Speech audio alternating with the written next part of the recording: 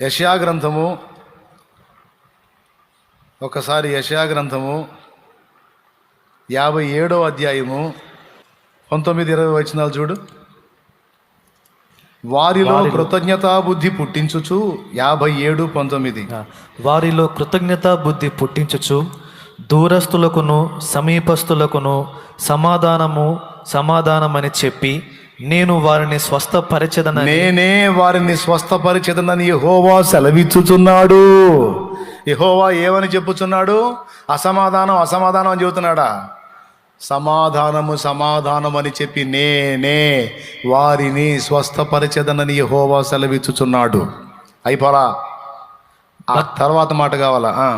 భక్తిహీనులు కదులుచున్న సముద్రము వంటివారు, అది నిమ్మలింప నేరదు, దాని జలములు బురదను మైలును పైకి వేయును, దుష్టులకు నెమ్మది ఉండదని నా దేవుడు సెలవిచ్చుచున్నాడు. ఆ మాటను గురించి ఎప్పుడన్నా మీరు ఆలోచించారా?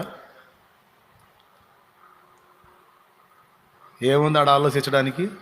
దుష్టులకు నెమ్మది ఉండదు అన్నాడు. భక్తిహీనులు కదులుతున్న సముద్రం వంటి వారు, దుష్టులకు నెమ్మది ఉండదు అన్నాడు. ఇంకా ఆలోచించేది ఏముంది అనుకుంటున్నారా? ఉంది. దుష్టులకు నెమ్మది ఉండదట. అంటే ఇప్పుడు ఇక్కడ కూర్చున్న వాళ్ళలో నెమ్మది లేకుండా కలవరంలో బతుకుతున్నోళ్ళు ఏ లిస్టులోకి వచ్చారో ఆలోచించుకోండి. వామ్మో, ఏ క్యావురే! మరి అదే, దేవునికి స్తోత్రం కలుగును గాక. మళ్ళీ చెబుతా, నేను చెప్పింది అర్థమైందా మీకు? అంత తేలిక అర్థం కాదనుకుంటున్నాను. అర్థం అయితే చేతులు ఎత్తండి, అర్థం అయిందన్నాని. ఏమర్థమైంది? నెమ్మది లేకుండా కదులుతున్న సముద్రం లాక నెమ్మది లేకుండా అసమాధానంతో బతికేవాళ్ళు దుష్టులు, భక్తిహీనులట. ఇప్పుడు మీలో నాకు నెమ్మది లేదన్నా, అసలు సమాధానం లేదన్నా అన్నోళ్ళు చేతులు ఎత్తండి.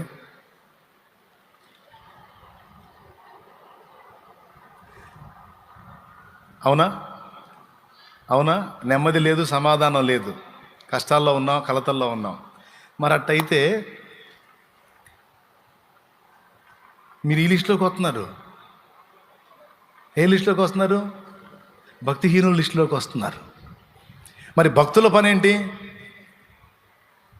అంటే ముగ్గురు నలుగురు చేతులు ఎత్తే వాళ్ళకి అర్థం కాల, మిగతా వాళ్ళందరికీ అర్థమైంది. ఎందుకు అర్థం కాదు? ముదురులు మావులోళ్ళ. ఇప్పుడు చెప్తున్నాను వినండి. భక్తి పరులకు దేవుని మీద ఆనుకునే మనసు ఉంటుంది. దేవుని మీద ఎవరైతే పరిపూర్ణంగా ఆనుకుంటారో, ఆధారపడతారో, వాళ్ళ నెమ్మదికి ఏ ఢోకా ఉండదు. ఒక పక్క ఊరు కొట్టకపోతున్నా సరే నిమ్మళముగా నెమ్మదిగా ఉండగలుగుతారు. భక్తుల తత్వం అది.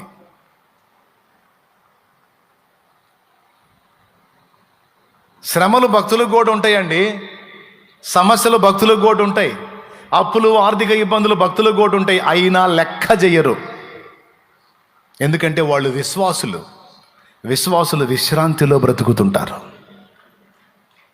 ఎన్ని కలతలన్నా ఉండని, ఎన్ని నిందలన్నా రాని, ఎన్ని అప్పులన్నా కానీ, ఎన్ని తిట్లన్నా తిట్టని, నా దేవుడు ఉన్నాడు, ఆయన చూస్తున్నాడు, ఆయన వింటున్నాడు, ఆయన రాస్తున్నాడు, ఆయనే నాకు తీర్పు తీరుస్తాడు అని విశ్వాసులు కదా, విశ్వాసం గలవాళ్ళు కదా, నెమ్మదిగా ఉంటారు.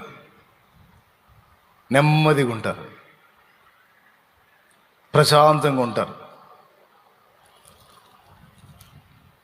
మరి దుష్టులకి విశ్వాసం ఉండదు. విశ్వాసం లేని హృదయాలను దుష్ట హృదయం అన్నాడు. వాళ్ళకి నెమ్మది ఉండదు అన్నాడు. ఇప్పుడు ఇక నెమ్మది లేని జీవితం జీవించొద్దు. ఇక నుంచి నా దేవుడు ఉన్నాడు, నేను ఆయన మీద ఆనుకున్నాను, ఇది మొదలుకొని నాకు నెమ్మది, సమాధానం. చెప్పండి, నేను నా దేవుడి మీద ఆనుకున్నాను, నా హృదయం నెమ్మదిగా ఉంది, ఏదైనా ఆయనే చూసుకుంటాడంటే చేయొద్దు. దేవుడు నన్ను బలి ఆడిస్తాడు ఒక్కోసారి. నేను చెప్తా, ఎప్పుడన్నా ఇప్పుడు నాకు కూడా ఒత్తిళ్ళు ఉంటాయి కదా, సమస్యలు, ఇబ్బందులు, కొంతమంది అన్యుల ద్వారా, అలాగే ఈ పరిచర్య, దాని విస్తరణ, కొన్ని చోట్ల స్థలాల వివాదాలు, నాకు కూడా నెమ్మది లేని స్థితిలో వస్తాయి. నెమ్మది లేకుండా నేను కలతతో కలతతో ఇబ్బంది పడతా, ఆవేదన పడతా, దేవుడు ఏం చెబుతాడని వాక్యం తీశాను అనుకో, యెషయా 57 వచ్చింది.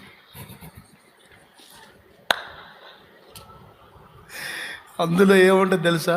దుష్టులకు నెమ్మది ఉండదు అంటాడు.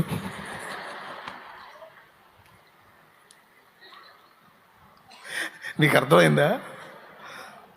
అప్పుడు నేను ఎట్లా మళ్ళీ ఎట్లా ఉంటుంది సార్, నాకెందుకు నెమ్మది లేదు, నాకు నువ్వు ఉన్నావు, నాకు నువ్వు ఉన్నాయో, నేనేం దిగులు పడలేదు, విచారపడలేదు, కాకపోతే కొంచెం టెన్షన్ పడ్డా అంతే, మనకి ఇంకా అబ్బాయి ఏం లేదు అని చెప్పి ఒక్క దెబ్బకి తుప్పు వదిలినట్టు అయింది నాకు.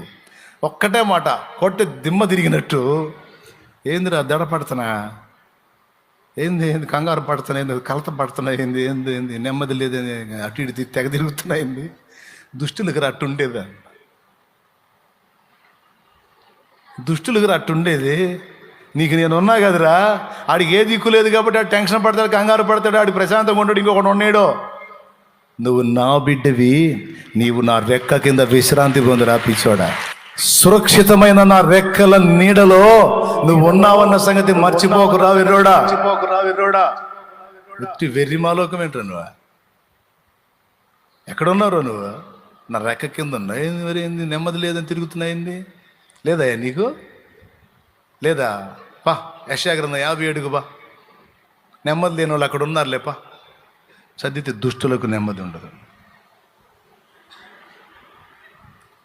కొడితే ఒకటే దెబ్బ, ఇక సైలెంట్, ఇంకంతే. ఆ దెబ్బతో ఆ దడ ఆయాసం మొత్తం పోయి పాట ఎత్తుకుంటా, నాకేమీ కొదువా. దేవునికి స్తోత్రం. ఎంతమందికి అర్థమైందండి? నవ్వు వచ్చింది కదా మీకు? దేవునికి స్తోత్రం. వచ్చిందిలే. ఒక్కోసారి సౌమ్యంగా చెబుతాడు, చిరాకు పుట్టిందని ఎట్లాంటివి చూపిస్తాడు వచనాలు. భక్తిహీనులేరా, కదులుతున్న సముద్రంలాగా ప్రశాంతంగా ఉండండి, నువ్వు భక్తిహీనుడివా? దుష్టులేరా, నెమ్మది లేకుండా గందరగోళం అయిపోయేది, నువ్వు దుష్టుడివా, నువ్వు దుష్టురాలివా? ఎందుకట్ట అవుతున్నావు మరి? అవిశ్వాసివా నువ్వు? అవిశ్వాసులరా, వాటి కోసం వీటి కోసం అది లేదు ఇది లేదని గందరగోళం అయ్యేది. విశ్వాసులకు నేను ఇస్తానన్న నమ్మకం ఉంటుందిరా, ప్రశాంతంగా ఉంటారా, విశ్రాంతిలో ఉంటారా. నువ్వెందుకు ఉంటల్లా? నువ్వు అవిశ్వాసివా, భక్తిహీనుడివా, దుష్టుడివా? కాదయ్యా. మరి ఇంక నోరు మూసుకోయా. సరే ప్రభా. ప్రియులారా, ఇప్పుడు చెప్పండి, విశ్వాసులైతే ఎందులో ఉండాలి? విశ్రాంతిలో ఉండాలి. నువ్వు విశ్రాంతిలో ఉంటున్నావు అనుకో, ఎన్ని టెన్షన్లు అయినా సరే విశ్రాంతిలో నువ్వు ఉంటున్నావు అనుకో, ఒరిజినల్ విశ్వాసివి నువ్వు. ఒరిజినల్ సరిగా అన్నమాట. కొండంత ఆపదలు చుట్టుముట్టి ఉన్నా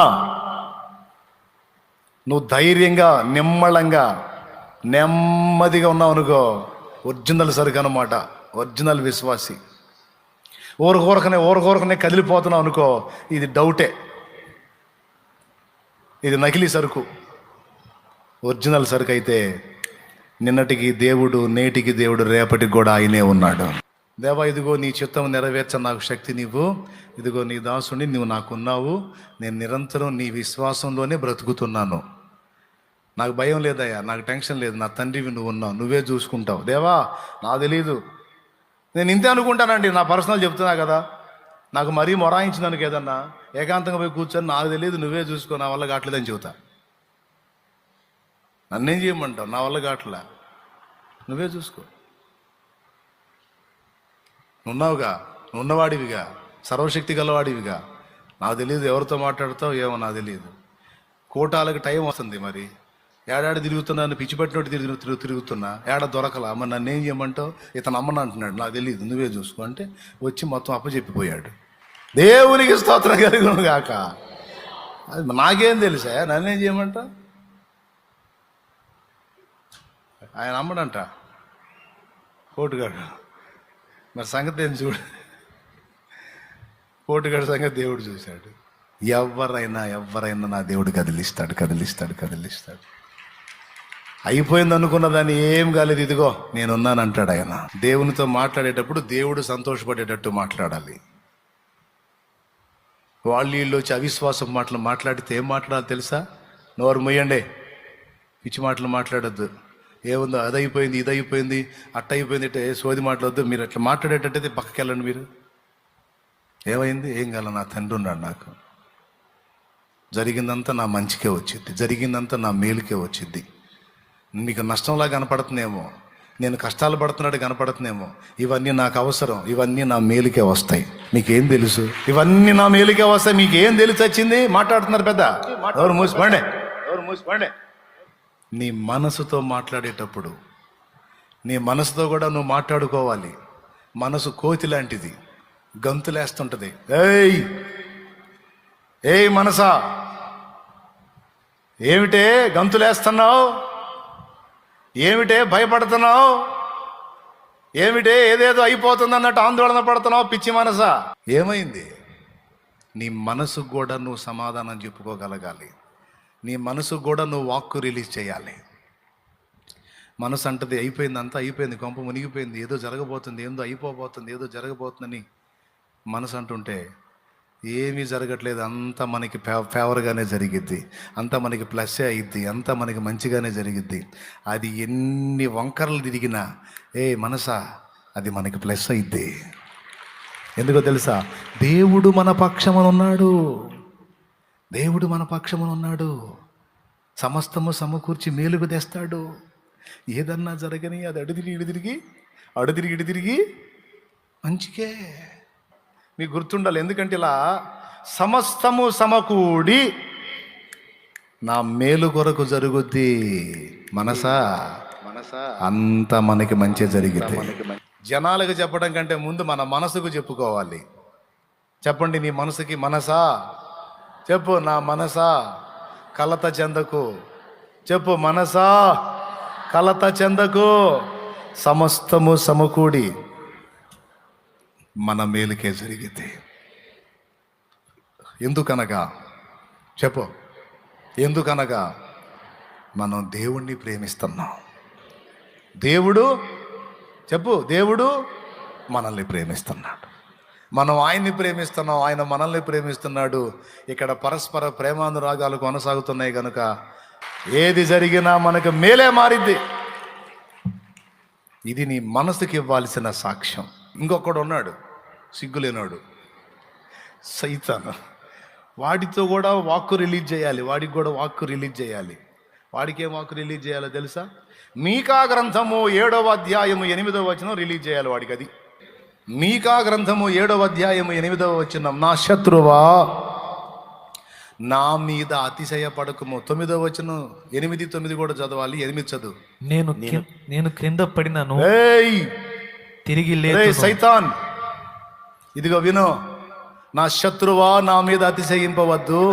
నేను క్రింద పడినను తిరిగి లేతును, నేను అంధకారమందు కూర్చున్నను, యెహోవా నాకు వెలుగుగా నుండును.